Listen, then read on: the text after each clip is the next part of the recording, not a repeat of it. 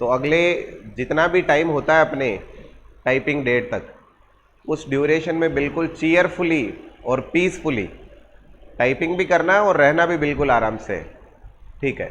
और आराम से यहाँ पर मैं शब्द बार बार क्यों यूज़ कर रहा हूँ, इसका मतलब ये है कि जैसे आप घर पे जो ड्रेस कोड यूज़ करते हो ना, उसी ड्रेस कोड में अगर आप निक्कर भी पहन के आओगे तो मुझे कोई दिक्कत नहीं है, ठीक है, क्योंकि मुझे चाहिए आपका कंफर्टेबल बिहेवियर। क्योंकि जितना ज़्यादा आप प्लीजेंट होंगे उतना ज़्यादा मैं आपकी स्पीड को इंक्रीज कर पाऊंगा, और जितना ज़्यादा आप ऐसे रूखे, दुखी, उदास, निराश, तो उतना ही मैं एफर्ट लगाऊंगा, बट आपकी तरफ से आंसर आएगा, बस की बात नहीं है। तो इसलिए प्लीजेंट होना बहुत ज़्यादा ज़रूरी है। आप जितना ज़्यादा प्लीजेंट होंगे उतना ज़्यादा आप एक्वायर कर पाएंगे चीज़ों को। तो पहली बात अच्छे से समझिए, अगर आपको किसी तरह की एंजाइटी है तो आज ख़त्म कर ले उसे, ठीक है। अब एंजाइटी कैसी कैसी हो सकती है आपको, उसका भी मैं सोच सकता हूँ कि कैसी एंजाइटी आपको हो सकती है। सर मैं बिल्कुल अंतिम छोर पर हूँ, क्या मुझे टाइपिंग करनी चाहिए? दूसरी बात, सर मैं टाइपिंग में कितने नंबर लेकर आऊँ कि मेरा फाइनल सिलेक्शन हो जाए? और इस तरह के शायद और भी ढेर सारे प्रश्न होंगे जो कि आज के सेशन में सारे खत्म हो जाएंगे, ठीक है। पहले तो एक प्रैक्टिकल बात समझिएगा, बिल्कुल खुद के लेवल पर, जिसके आंसर आपको खुद को बनाने हैं, पहले वो बात समझिएगा। अगर मैं ये कहता हूं कि भाई मैंने एग्जाम दिया है, इस बार आप टीचर हो, आपको आंसर करना है, मैं स्टूडेंट हूं, मैं कहता हूं कि मैंने एग्जाम दिया है और मेरे कोई भी एक पर्टिकुलर नंबर आ रहा है, वो 105 क्वेश्चन है, 110 क्वेश्चन है, 120 क्वेश्चन है, कोई भी एक पर्टिकुलर नंबर है जो मुझे मिल रहा है। आप टीचर, मैं आपसे पूछ रहा हूं, सर अब मुझे टाइपिंग में कितने नंबर लेकर आने चाहिए? अब आपके आंसर दो हो सकते हैं एज ए टीचर, या तो आप शायद कोई कैलकुलेशन लगाएंगे और उसके अकॉर्डिंग आप ऐसे बताएंगे कि भाई आपके इतने आ रहे हैं, अब इसमें +80 कर लो, +70 कर लो, +90 कर लो, +95 कर लो। और दूसरा है, आप है स्मार्ट टीचर, और अगर आप स्मार्ट टीचर है तो फिर आपका जो आंसर है वो बहुत स्ट्रेट आंसर होगा। आप क्या बोलोगे, भाई ये क्यों पूछ रहा है कितने नंबर लेके आने चाहिए? जितने तू ले सकता उतने लेना यार, कम की क्यों सोचे। मैं कहूंगा 70 लेके आना, तो 70 क्यों प्लान करो आप। स्मार्ट टीचर तो ये बोलेगा सर कि आप 100 का है, 100 में से 100 लो ना, आप कम की क्यों प्लान कर रहे हो, पीछे जो हो गया वो हो गया। तो अब आप मुझे ये बताइए कि आप अगर टीचर होते तो आप फर्स्ट वाला कैलकुलेशन करते कि 35 आने चाहिए, 90 आने चाहिए, या फिर दूसरा वाला ऑप्शन चूज करते? दूसरा वाला करते। तो दूसरा वाला, इसको थोड़ा ऊपर कर दो, थोड़ा सा ऊपर कर दो, अभी कोई ना कोई बड़ी स्पीड से आएगा और फिर अभी नवरात्र की स्थापना हो जाएगी, ठीक है। थोड़ा और ऊपर, हाँ बस ठीक है, आ जाइए आ जाइए। तो ये जो महत्वपूर्ण बिंदु है कि इस तरह के जो प्रश्न दिमाग में चल रहे हैं, पहला प्रश्न जो है कि कितने नंबर लेकर आने चाहिए, उसका आंसर आई थॉट आप खुद समझ गए होंगे प्रैक्टिकली। और इसके बाद भी अगर आप किसी से ये पूछेंगे कि भाई कितने नंबर चाहिए, इसका मतलब हम मूर्खता कर रहे हैं, क्योंकि जो मैक्सिमम क्राइटेरिया है वो 100 नंबर का है। तो मुझे तो पर्सनली ये लगता है कि 100 में से 100 ही लेने चाहिए। और आप जब इतनी दूर से आए हो तो यार 70-80 नंबर लेने के लिए तो बिल्कुल ही नहीं आए हो। अगर आप इतनी दूर से आए हो तो आपका मोटिव है, वो भी यही मोटिव है कि मैं मैक्सिमम नंबर ले पाऊं। तो पहले प्रश्न को ध्यान से समझ लीजिए, आप कितने नंबर लेने चाहिए उस बात को आप साइड में कर दीजिए, मुझसे कभी पूछिएगा भी मत, है ना। मैं अपना टाइम बचाने के सारे एलिमेंट्स पहले यूज कर लूंगा जो आप प्रश्न करेंगे, ठीक है। अब दूसरा प्रश्न जो आता है वो आता है कि सर मेरे जो कट ऑफ मार्क्स है या मेरे जो मार्क्स है वो कट ऑफ के नियरेस्ट है, या मुझे मझधार फील होता है, मतलब मैं पता नहीं कभी भी मेरी कश्ती है वो डूब सकती है, कभी भी आगे जा सकती है, ऐसा फीलिंग आता है मुझे। इस क्वेश्चन को थोड़ा प्रैक्टिकल समझिएगा। अगर हमारे पास कोई भी बेटर ऑप्शन है इससे जिसकी हम प्रिपरेशन कर रहे हैं और हमें लगता है कि उसमें हम 100% सेलेक्ट हो जाएंगे, अगर हमें उसके लिए 1% भी कंफ्यूजन नहीं है, तो आपके पास सेकंड ऑप्शन है, आप उसके लिए मजेदार वाली सिचुएशन पे सोचोगे। अगर आपको यह लगता है कि मेरे पास कोई सेकेंडरी ऐसा ऑप्शन नहीं है जिसमें मैं 100% सिलेक्शन ले लूं, इट मीन्स आप अपने साथ गलत फहमियां पाल रहे हैं। आपको पता तो है कि मेरे पास यही बेटर ऑप्शन है सबसे, लेकिन उसके बावजूद दिलासे देने के लिए मैं बार बार इस तरह के प्रश्न कर रहा हूं कि सर अगर नहीं हुआ तो क्या होगा, या सर मान लो बाद में जो कट ऑफ मार्क्स है मैं अगर उसी पर कट ऑफ पर रहा तो क्या होगा। ये जितने भी जो प्रश्न आपके दिमाग में चल रहे हैं, इनका एक बड़ा सिंपल आंसर है। सिंपल आंसर क्या है कि भाई नहीं होने पर क्या होगा ये बताओ। आज तक आपने कितने सारे एग्जाम दिए हैं, बहुत सारे एग्जाम है जिनमें आपका नहीं हुआ, और हकीकत यह है कि अब तक जितने दिए उनमें से किसी में नहीं हुआ, इसीलिए तो ये कर रहे हैं, है ना। तो क्या हुआ, अब जब नहीं हुआ तब क्या हुआ। आप कहोगे सर बहुत प्रताड़नाएं झेलनी पड़ी है, मैं समझ सकता हूं, सास भी कभी बहू थी, ठीक है, लेकिन जब आप किसी काम को करते हो और उसे कंफ्यूजन के साथ करते हो, यकीन मानिए आपका रिजल्ट वहीं पर 30 to 40% रिड्यूस हो जाता है। अगर आप सिस्टम पे बैठे हो और सिस्टम पे बैठे बैठे ये सोच रहे हो क्या पता आएगा या नहीं आएगा, यकीन मानिए आपकी जो स्ट्रेंथ जो है वो वहीं पे गिर गई है। आप इस सिस्टम पे बैठे हो, भले क्वेश्चन 95 ही हो, लेकिन जब सिस्टम पे बैठे हैं तो एक ही बात माइंड में रहनी चाहिए, 95 आ रहे हैं, अब 100 में से 100 लेके आऊंगा, मेरा सिलेक्शन होगा, मुझे 100 में से 100 के लिए प्रयत्न करने हैं। इस माइंड को बिल्कुल स्ट्रेट कर दीजिए, क्योंकि इसमें जितने कॉम्प्लेक्सिटी होगी यह आपको उतना ही पीछे धकेलेगा, और ये जितना ज़्यादा सॉफ्ट कॉर्नर होगा इसका, जितना ज़्यादा क्लियरिटी होगी इसमें, आप उतना ही परफॉर्मेंस अच्छा कर पाएंगे। तो दूसरा वाला जो प्रश्न है कि सर मैं कट ऑफ के बिल्कुल नज़दीक हूँ, क्या करना चाहिए, क्या करना चाहिए, जो आपको ईश्वर आपसे करवाएगा वो आप वही करोगे, इसलिए खुद की इंटेलिजेंसी लगाने का सही बताऊं तो कोई मतलब नहीं है। इसलिए बिल्कुल बिंदास होकर जिस काम के लिए आए हैं उसमें अपना 100% दे, बिना किसी डाउट के देवें। अब इसके अलावा छोटे छोटे कुछ और प्रश्न आते हैं, उनको भी ले लेते हैं। जैसे एक प्रश्न यह आता है, सर अगर सर मैं अभी शुरू करूंगा तो मेरी कितनी स्पीड हो जाएगी। आप अगले 4-5 दिन में मुझसे ये प्रश्न पूछोगे, और मैं नहीं चाहता कि आप में से एक एक को मैं आंसर करूं, मैं चाहता हूं कि जितने बच्चे हैं उनको एक साथ आंसर मिल जाए। अगले कुछ टाइम बाद आप मुझसे पूछोगे कि सर अभी मेरी स्पीड 20 है, मैं अगले 2.5 महीने में सर कहां पहुंच जाऊंगा। यकीन मानिए इसका आंसर मैं तो बिल्कुल भी नहीं दे सकता, और अगर आप दे सकते हो तो आप भविष्यवक्ता हो कि अगले 2.5 महीने में आप कहां पर पहुंच जाओगे। ठीक है, पहले से ये प्रिडिक्ट कर लेना कि आप अगले 2.5 महीने पर कहां पर पहुंचोगे, बड़ा डिफिकल्ट टास्क है। एक जो जनरलाइज थॉट है उससे कभी भी हर बच्चे को मेजर नहीं किया जा सकता। एक बच्चा है जिसकी एबिलिटी है जो 10 to 15 डेज में 30 स्पीड मेंटेन कर रहा है, दूसरी तरफ एक बच्चा है जिससे 30 डेज में भी 20 स्पीड मेंटेन नहीं हो रहा। अब वो पर स्टूडेंट पे डिपेंड करता है कि वो स्टूडेंट किस तरह से सोचता है, उसके टाइपिंग का अप्रोच क्या है, माइंडसेट क्या है, उसका बिहेवियर कैसा है, वो हेल्दी फील कर रहा है या नहीं कर रहा, बहुत सारी चीजें कनेक्टेड होती है।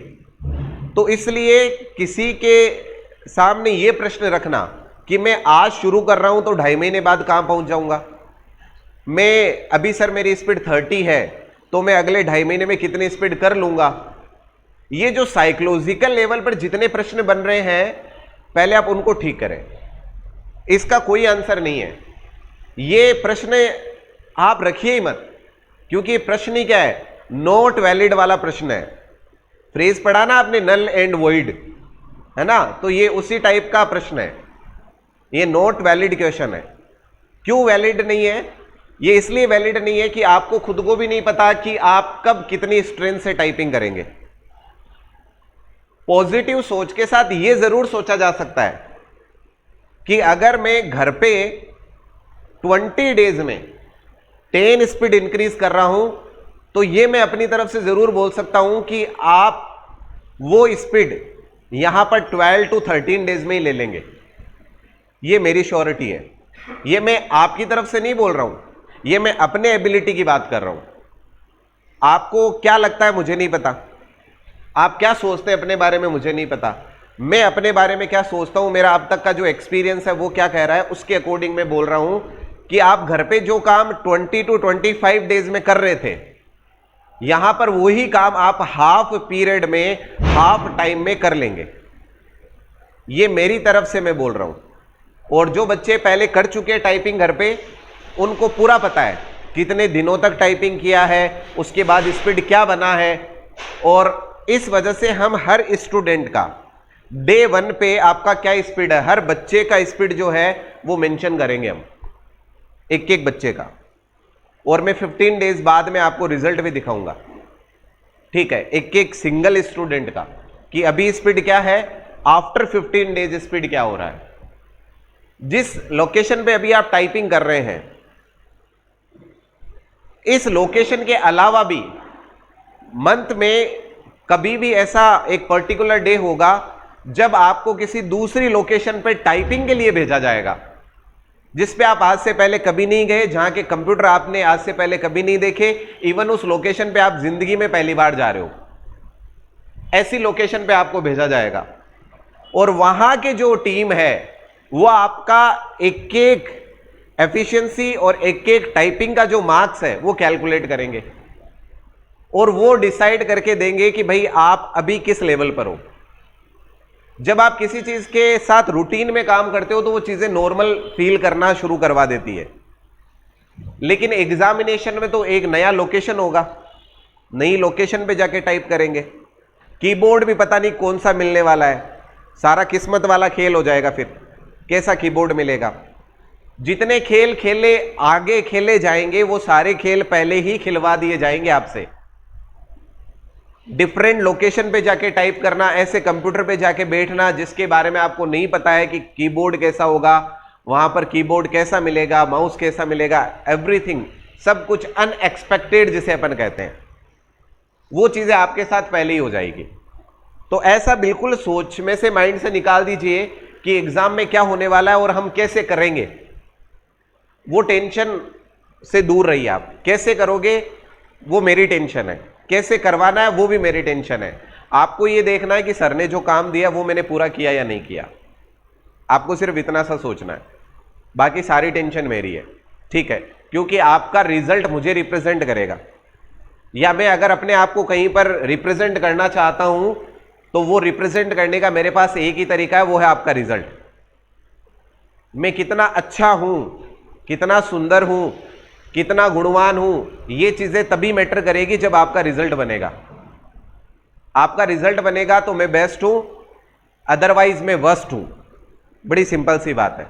मुझे नॉलेज कितना आता है वो इंपॉर्टेंट नहीं है, मुझे टाइपिंग का टी नहीं आता, मैटर नहीं करता, मुझे एफिशिएंसी का ई नहीं आता, मैटर नहीं करता। आप सब सेलेक्ट हो जाओगे तो सब यही मानेंगे कि मुझे सब कुछ आता है, मुझे बहुत कुछ आता है, लेकिन आप सेलेक्ट नहीं हो पाए, वो नॉलेज किसी काम का नहीं है, ठीक है। प्रैक्टिकल अप्रोच जितनी बातें करें साइकोलॉजी से हटके करें अपन, क्योंकि साइकोलॉजी लेवल पर हम सिर्फ कंफ्यूज होते हैं। प्रैक्टिकल एस्पेक्ट को समझे, थोड़ा सा साइंस लेवल पर काम करें, ठीक है। थ्योरेटिकल बातें जो है वो प्रैक्टिकल लेवल पर काम नहीं करती सर। कोई आपको बोलेगा इतने दिन में ये हो जाएगा, वो उसने थ्योरेटिकल बोला, प्रैक्टिकल एस्पेक्ट बिल्कुल अलग होता है। जैसे आप यहां पर जब टेस्ट होते थे आपके, आप टेस्ट देते थे तो उसमें स्कोर आता था 135 150 में से, ठीक है। आपने इधर उधर से टेस्ट सीरीज बाई कर रखी होगी, उसमें आपने टेस्ट पेपर दिए, उसमें 135 140, कुछ बच्चे ऐसे जिनके 130 से तो कभी कम आए ही नहीं। अब वही बच्चा एग्जाम में गया है, अब उसके 115 108 आ रहे हैं। अब थ्योरेटिकल एस्पेक्ट क्या हुआ यहां पर, थ्योरेटिकल ये एक्सपेक्ट हो गया, हमने बोल दिया माइंड को 130 से तो ऊपर ही है, तो माइंड रिलैक्स हो गया। अब पेपर में गए तो बिल्कुल रिलैक्सेशन के साथ इजी पेपर आएगा। अब हम यहां टफ करवा दे मान लो, तो बच्चे ये बोल दे अरे सर इतने टफ थोड़ी आते हैं एलडीसी में, एलडीसी में तो सर बहुत इजी प्रश्न आते हैं। ऐसा आपके साथ एफिशिएंसी बेच में भी होगा। मैं कुछ ऐसे भी क्वेश्चंस करवाऊंगा जो आपको लगेगा बहुत अबनॉर्मल है, डिफिकल्ट है। आप कभी मुझसे ये प्रश्न करना ही मत कि ये आ सकते हैं या नहीं आ सकते। जितने भी आ सकते हैं वो सब आप करोगे। और ये मां भगवती कृपा से पहले से मैं बोल रहा हूं, आपके 15 प्रश्न होंगे, आपके 10 प्रश्न होंगे, टाइपिंग के जितने भी प्रश्न, आपके एफिशिएंसी के जितने भी प्रश्न होंगे, मेरी क्लास से डिट्टो मिलेंगे आपको। और आपको मैं हर पेपर का प्रिंट आउट दूंगा जैसा कि हमेशा हम करते हैं। और आप जिस दिन पेपर देने जाओगे आप चेक कर लेना, आपको एक एक क्वेश्चन डिट्टो मिलने वाला है। एक ही क्वेश्चन ऐसा आ ही नहीं सकता जिसमें आपको यह फील हो अरे यार ये कहां से आ गया, हो ही नहीं सकता ऐसा। क्योंकि हम क्वेश्चन ही इतने ज्यादा कर लेंगे, प्रैक्टिस ही इतनी ज्यादा कर लेंगे कि वो पॉसिबिलिटी बचेगी नहीं। अगर लोग 40 के लिए सोच रहे हैं तो हम ये सोचेंगे कि हम 70 टेस्ट करवाएं। अगर कोई ये सोचता है कि मैं 40 टेस्ट करवाऊंगा तो हम ये सोचेंगे 80 टेस्ट करवाने अपने को। उसके पीछे रीजन क्या है? मल्टीपल टाइप्स के जो क्वेश्चंस है उनको फेस करवाना। टाइपिंग वाली बात को थोड़ा सा जिक्र कर लेते हैं। आज आपकी स्पीड कितनी भी हो सर, ठीक है, ये आप पहले से माइंड सेट में एक बार डाल दीजिए, बहुत रैपिडली आप ग्रो करने वाले हैं, बहुत स्पीड से आप ग्रो करने वाले हैं, ठीक है। ये प्रूवन होगा, ये थ्योरेटिकल बात नहीं है, ये प्रूवन होगा जैसे ही 5 से 7 दिन होंगे। उसके बाद 5 से 7 दिन आपको लगेंगे चीजें समझने में, क्या मेथड है मेरे उनको जानने में। अब इस मेथड में क्या होता है, बहुत बार बच्चे अपना खुद के कॉन्सेप्ट लगाते हैं कि सर ये वाला मेथड ठीक नहीं है, हमें लगता है इससे ज्यादा बेटर मेथड तो ये है। ऐसा होता है, हो सकता है कि आपका जो मेथड है वो ज्यादा बेटर हो, ऐसा हो सकता है, ठीक है। लेकिन अगर 5 दिन उस मेथड के ऊपर काम करने के बाद आप में बहुत इंप्रूवमेंट अगर नहीं आ रहे हैं तो साइलेंटली टीचर को फॉलो करना शुरू कर दीजिएगा।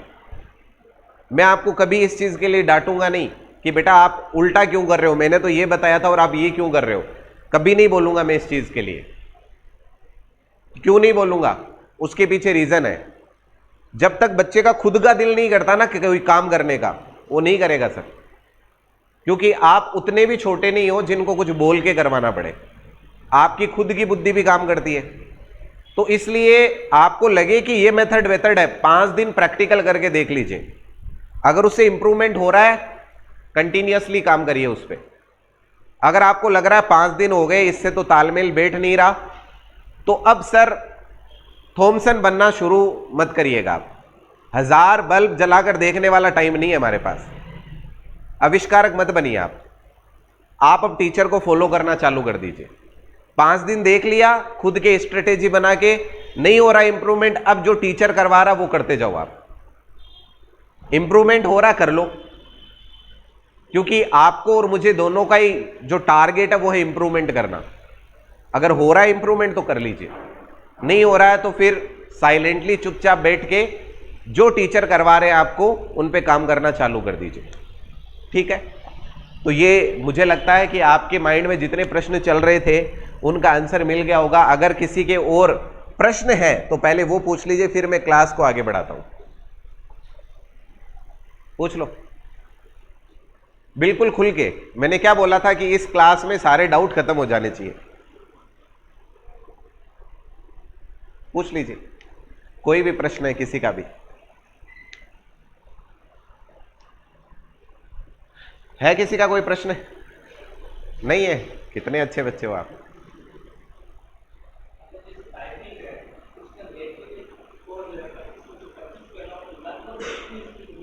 वो सारी बातें आ जाएगी। अभी मैं ये पूछ रहा हूं उससे पहले का कोई डाउट है क्या? कितनी स्पीड होगी, कैसे WP में आएगा, वो सारी बातें तो अभी आगे करेंगे अपन। अभी तो इस लेवल पर पूछ रहा हूं कि अभी इस लेवल पर कोई डाउट है क्या, मार्क्स को लेकर, करूं नहीं करूं, होगा क्या होगा, इस तरह का कोई डाउट है किसी के? नहीं है? चलो ठीक है, तो अब थोड़ा सा बात को आगे बढ़ाते हैं और हमारी क्लास को शुरू करते हैं। अभी तक क्लास की बातें तो हो नहीं रही थी, अभी तो मेंटल लेवल पर हम पीसफुल फील कर पाए, उसके लिए सारे डिस्कशन थे, ठीक है। और मुझे पूरा विश्वास है आप में से कोई भी इस तरह के क्लास में एक दूसरे से डिस्कशन नहीं करेगा, तुझे कितने नंबर चाहिए और मुझे कितने नंबर चाहिए, ठीक है। हालांकि आप मेरी बात तो नहीं मानोगे, करोगे आप, ठीक है। फिर भी मैं ये चाहता हूं कि आप इस तरह का टाइम वेस्ट कम करें, ठीक है, क्योंकि दिल है कि मानता नहीं, तो वो डिस्कशन हो ही जाता है, ठीक है। एक मिनट, हेलो, पहुंच गए आप डीडवाना?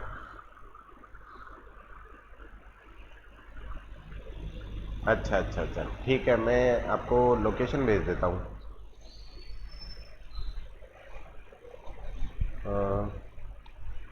पिक करने के लिए मैं आपको लोकेशन भेज देता हूँ, पास में ही है, ज़्यादा दूर नहीं है, जहाँ पर आप हो वहाँ से, ठीक है।